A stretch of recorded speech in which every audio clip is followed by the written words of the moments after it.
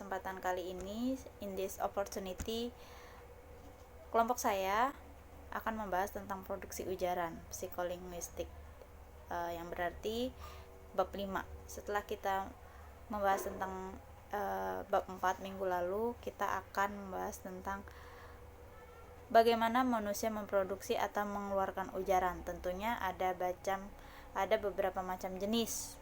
Nah, di slide pertama yaitu adalah langkah umum dalam memproduksi ujaran. Dalam memproses ujaran dibagi menjadi tingkat. Jadi ada fase-fasenya, ada tingkatnya. Nah, yang pertama ada yang namanya tingkat pesan, message, pesan. Nah, yang kedua ada tingkat fungsional. Yang kedua ada tingkat fungsional, yang ketiga ada tingkat posisional, yang keempat ada tingkat fonologi. Oke. Pada tingkat pesan, pembicaraan mengumpulkan nosi-nosi dari makna yang ingin disampaikan. Untuk lebih jelasnya, saya akan ngasih satu kalimat untuk contoh. Ada contohnya kalimat seperti ini. Tuti sedang menyuapi anaknya. Nah, tingkat yang pertama adalah A. Pesannya, dia adalah seseorang. Nah, setelah itu adalah seseorangnya ini wanita. Nah, setelah itu posisinya bagaimana? Posisinya dia sudah menikah. Karena di sini ada yang namanya menyuapi anaknya. Posisinya adalah dia sudah menikah. Nah, jadi ada tingkatnya. Yang pertama ada message, pesan, yang kedua ada fungsional, yang ketiga ada posisional, posisinya dia sebagai apa? Seorang wanita kah, seorang dokter kah, seorang ibu rumah tangga atau sebagainya. Dan yang keempat ada fonologi. Nah, fonologi itu artinya apa yang dia kerjakan. Nah, pada tingkat fungsional yang diproses ada dua hal. Pertama, memilih bentuk leksikal yang sesuai dengan pesan yang akan disampaikan, informasi gramatikal untuk masing-masing bentuk leksikal tersebut. Misalnya, dari sekian orang dan wanita yang dia kenal, wanita yang dia maksud adalah Tuti. Nah, itu adalah menurut fonologinya. Pelakunya jadi fonologi itu istilahnya subjeknya ya, fonologinya. Oke. Setelah tadi kita membahas tentang beberapa tingkat dalam produksi ujaran, nah sekarang adalah rincian produksi ujaran. Perencanaan produksi wacana umumnya wacana menjadi dua macam wacana, yaitu ada dialog dan ada monolog. Nah, sebelum kita ke dialog sama monolog, saya akan menjelaskan tentang perencanaan memproduksi ujaran orang mulai dari perencanaan. Setelah itu perencanaan dalam hal apa nih? Membahas tentang topiknya yang akan diujarkan. Kemudian turun ke kalimat, setelah itu baru pelaksanaan.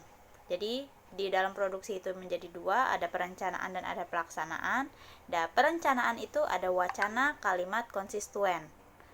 Nah, setelah sudah berencana wacananya, kalimatnya mau bagaimana, konstituennya bagaimana, setelah itu ada pelaksanaan. Nah, pelaksanaan ini harus mau bagaimana? Ada program artikulasi dan ada artikulasi. Nah, di slide selanjutnya membahas tentang wacana dialog dan ada wacana monolog.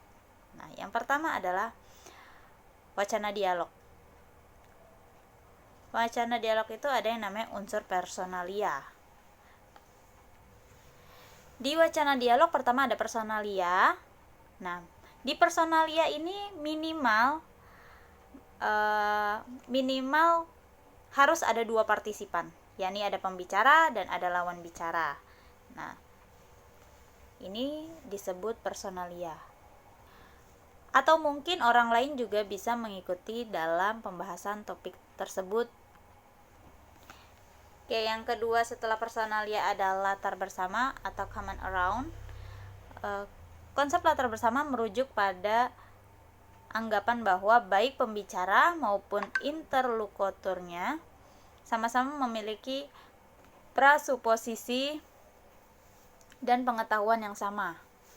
Kesamaan dalam pengetahuan inilah yang dinamakan latar bersama dan masih banyak ya, dan banyak banget contohnya. Istilahnya ini tuh latar bersama itu dua orang atau lebih yang mempunyai topik yang sama untuk dibahas. Ini dalam sisi pengetahuan. Oke, yang kedua adalah perbuatan bersama.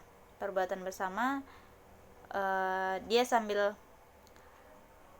istilahnya, contohnya seperti ini. Kamu dari mana? Saya Tommy om. Siapa nama? Misalkan, siapa nama kamu? Nama saya Tommy. Kamu dari mana? Saya dari supermarket misalkan. Nah, itu adalah perbuatan bersama. Istilahnya dia menanyakan apa yang dilakukan. Oke. Yang terakhir adalah kontribusi. Kontribusi adalah ini, saya kasih contoh sedikit, yaitu tentang dialog. Di sini ada contoh dialog. Untuk mudahnya diulang di sini sebagai yang pertama ada Vivin. Halo, ini Vivin. Amrul. Oh, halo Vin, apa kabar? Vivin, baik-baik saja. Kamu dengar tidak si Bram masuk rumah sakit? Amrul, belum tuh. Kapan dan kenapa? Vivin tenggorokannya yang kena duri. Dan percakapan itu masih banyak lagi.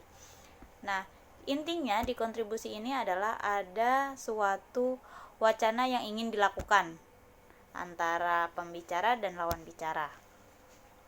Oke, selanjutnya ada wacana monolog. Berbeda dengan wacana dialog, wacana monolog umumnya mempunyai satu partisipan, yakni orang yang berbicara atau menulis itu sendiri. Jadi wacana monolog ini dia lebih ke penulisan, dia ada yang mau disampaikan pengetahuan apa yang mau disampaikan melalui tulisan atau berita-berita tersebut. Oke, mungkin cukup sekian, dan nextnya will be explained by my friends Edo Suryana. Oke, terima kasih Syifa. Sekarang lanjut ke slide selanjutnya, yaitu perencanaan produksi kalimat. Menurut Clark 1977, ada 3 kategori yang perlu diproses.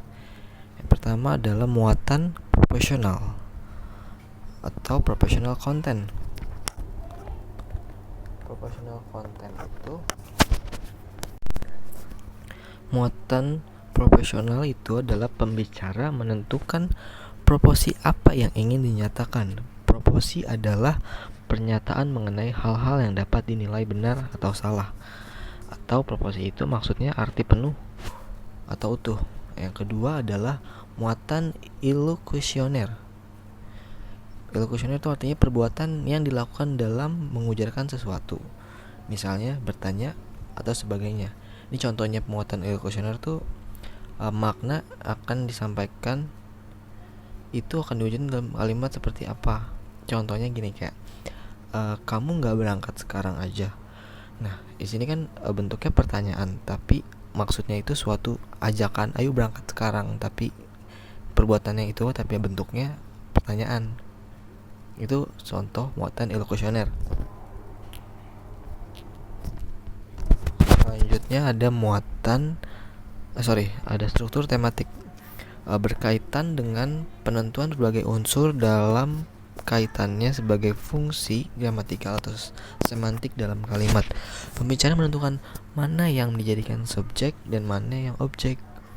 Nah, ini pemilihan ini menentukan apakah kalimat akan diucapkan itu aktif atau pasif. Ya, bisa bedain ya teman-teman, kalau kalimat aktif itu subjek, predikat, objek. Tapi kalau pasif itu subjek setelah predikat. Oke. Nextnya adalah perencanaan produksi konstituen. Konstituen artinya bagian yang penting. Setelah perencanaan kalimat selesai dibuat, turunlah si pembaca ke tataran konstituen yang membentuk kalimat itu. Nah, di sini pilihlah kata yang maknanya tepat seperti yang dikehendaki. Contohnya gini, ada referensi kita mau mengujarkan kepada seorang pria, ya pria itu dibenci oleh si pembicara. Jadi pilihan kata yang tepat si pembicara mungkin seperti ini, si brengsek itu. Nah, itu untuk pria itu ya. Kebalikannya, kalau pembicara kagum akan pria tersebut, bisa saja menjadi si tampan ya. Pokoknya tergantung referensi dari bagian yang dikehendaki ujaran tersebut ke siapa dan relatednya ke gimana gitu. Next adalah hubungan antara komprehensi dan produksi. Orang dapat meretrieve kata hanya bila dia telah menyimpan kata itu dalam memori dia sebelumnya. Arti kata meretrieve itu adalah mengulang atau mendapat kembali. Dengan kata lain, suatu kata dapat diproduksi hanya bila telah ada komprehensi sebelumnya. Maksudnya komprehensi itu artinya menerima atau mampu menangkap. Jadi dalam penelitian juga para psikolog dari kelompok koneksionis Bock and Level 1994 dan Bock and Griffin tahun 2000, mereka bilang gini, produksi merupakan cermin balik dari komprehensi dengan tambahan proses-proses tertentu. Pada komprehensi, orang menerima input untuk kemudian disimpan dalam memori, lalu pada produksi kata yang disimpan itu dicari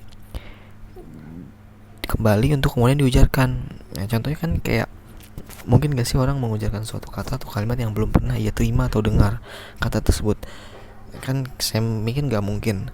Jadi produksi ujaran itu adalah kata yang sudah pernah diterima lalu orang itu diulang. Karena kalau gak pernah denger tiba-tiba dia ngucapin itu kan gak mungkin banget. Jadi ya tadi komprehensi itu ada hubungannya dengan produksi.